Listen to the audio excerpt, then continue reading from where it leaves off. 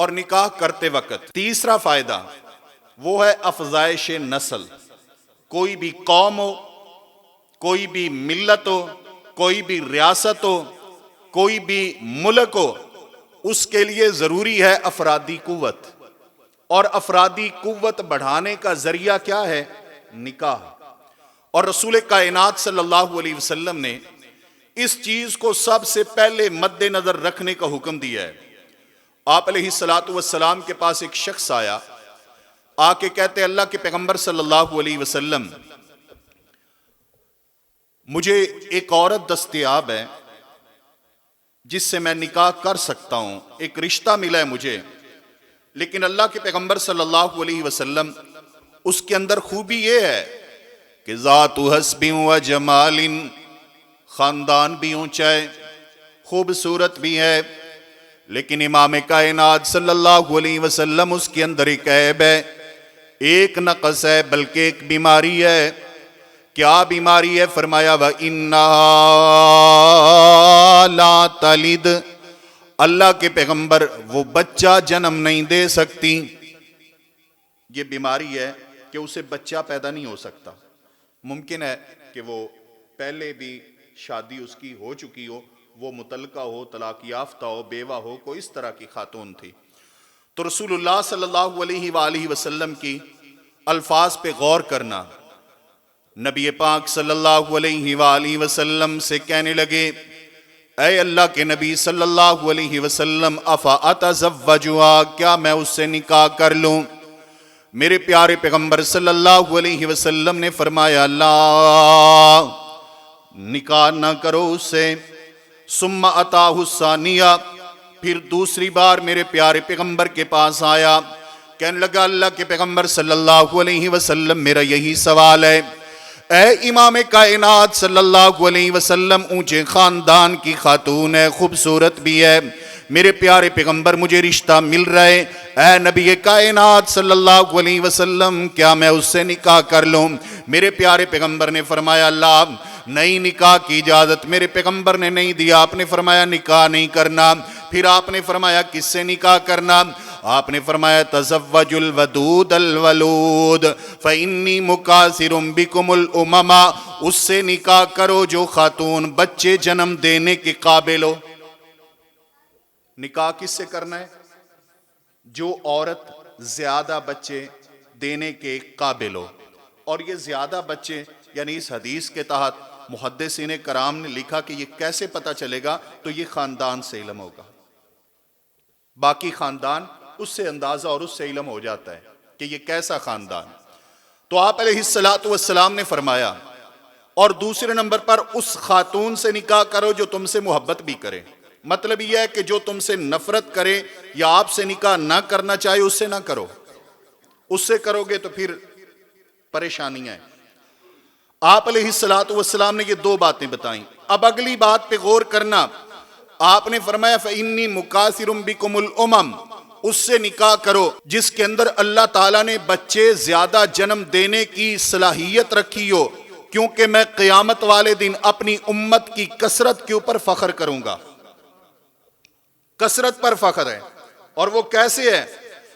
रसूलुल्लाह सल्लल्लाहु अलैहि वसल्लम ने फरमाया, मेराज की रात है, मैं मुख्तलिफ अंबिया कराम उनसे मुलाकात हुई, उनके पास से गुजरा।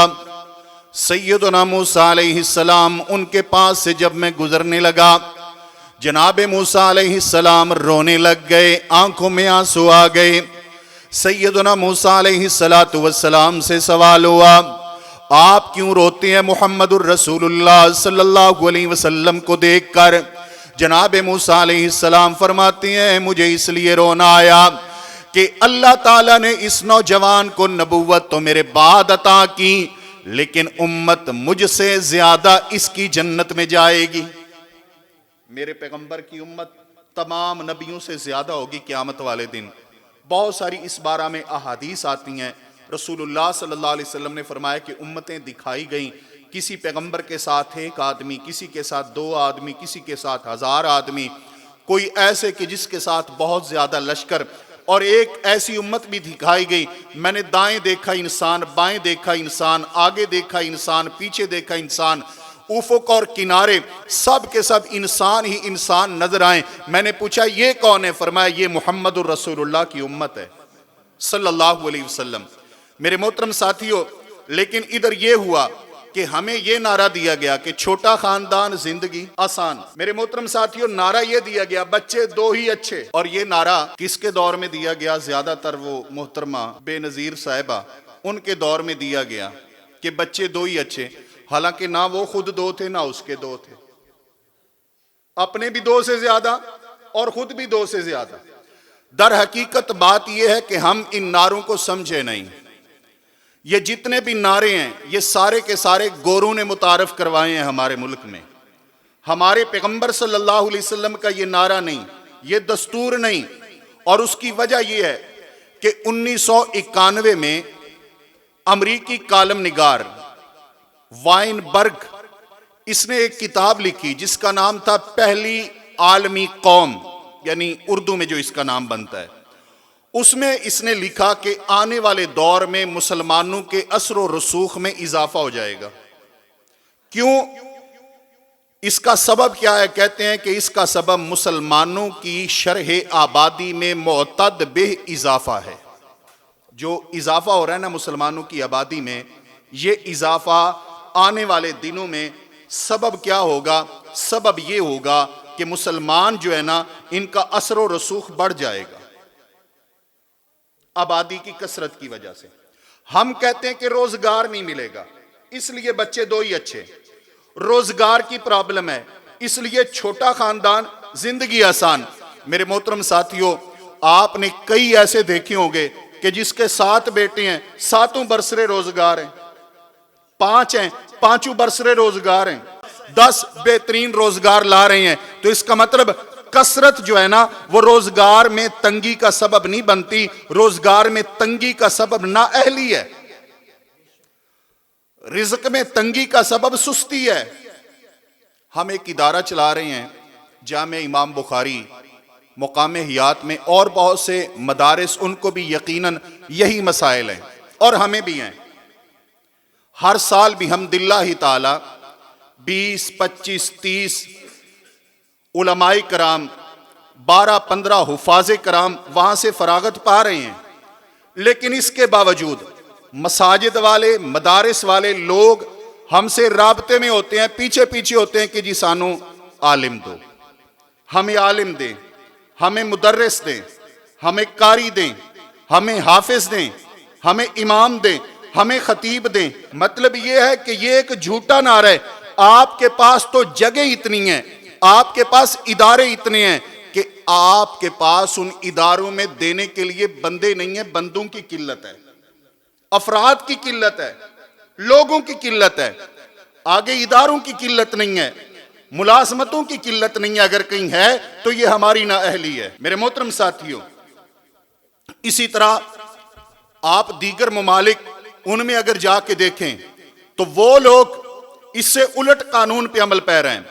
रोमानिया के अंदर वो औरतें जिनके बच्चों की तादाद 5 से कम होगी, उन पर पाबंदी है कि वो इसकाते हमल नहीं करा सकती।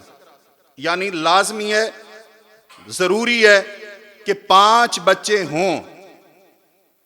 इसी तरह फिर जिन जोड़ों के यहां कोई बच्चा नहीं है, उन पर टैक्स बढ़ा दिया जाता है, उन पे टैक्स ज्यादा लग जाता है। कहां पे?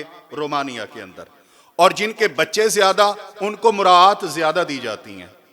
इसी तरह इस्राएली वजीर आजम ने अपनी कौम को हिदायत की कि ज्यादा से ज्यादा बच्चे पैदा करें, और उसने कहा कि जिस रफ्तार के साथ हमारी आबादी कम हो रही है, अगर इसी रफ्तार के साथ हमारी आबादी कम होती रही तो बहुत बड़े कौमी नुकसान का खतरा होगा। मेरे मोहतरम साथियों, ये रोजनामा जंग लाहौर से छपा 25 मई 1986 की खबर है, जिसमें इसराइल के वजीर आजम ने अपनी कौम को ये खिताब किया। ये जालिम, ये बदबख्त, ये गोरे अपनी कौमों को ये खिताब करते हैं और हमें कहते हैं छोटा खानदान जिंदगी आसान। बच्चे दो ही अच्छे। फिर 1991 में अमरीकी फौज की मुस्तकबिल की मंसूबाबंदी के सिलसिला में एक कॉन्फ्रेंस हुई और उसमें उन्होंने ये तय किया कि मुस्लिम आबादी को कम करने के लिए इनमें फैमिली प्लानिंग और ग्रोही सियासत, इन दो चीजों को ज्यादा से ज्यादा राइज किया जाए, मुतारफ किया जाए और फैलाया जाए। फैमिली प्लानिंग और ग्रोही सियासत। और आप देख लें कि सियासत के नतीजे में हमारा मुल्क किस कदर इंतशार का शिकार है। और फैमिली प्लानिंग आपको हर गली में मदरसा, मस्जिद, स्कूल नजर आए ना आए, फैमिली क्लिनिक जरूर नजर आएगा। वाजिबुल एहतराम साथियों, दरअसल बात यह है, आज भी आप अपने मुल्क में नजर दौड़ाएं, कितना रकबा है जो खाली पड़ा है, उसे आबाद किया जा सकता है, इंडस्ट्री लग सकती है, नौजवानों को रोजगार दिए जा सकते हैं। लेकिन ये मसला आबादी की कसरत का नहीं है, ये मसला हमारे नाअहल हुक्मरानों का है और पॉलिसियों की नाअहली का है, जिसको सुधारने की जरूरत है। बहरहाल अर्ज कर रहा था कि अफजाइश नस्ल ये मजहब के लिए भी जरूरी, ये एक मुल्क के लिए भी जरूरी। और मेरे मोहतरम साथियों, ये अल्हम्दुलिल्लाह मुल्क पाकिस्तान की आबादी ही है कि जहां पे आपकी फौज में भर्ती होने के लिए नौजवान लाइन में लगे हुए हैं। वरना कई ममालिक ऐसे हैं जो लोगों को जबरदस्ती फौज में भर्ती करते हैं, फौज में भर्ती होने के लिए बंदा तैयार नहीं होता। और ये रसूलुल्लाह सल्लल्लाहु अलैहि वसल्लम की सुन्नतों पर अमल पैरा होने का नतीजा है।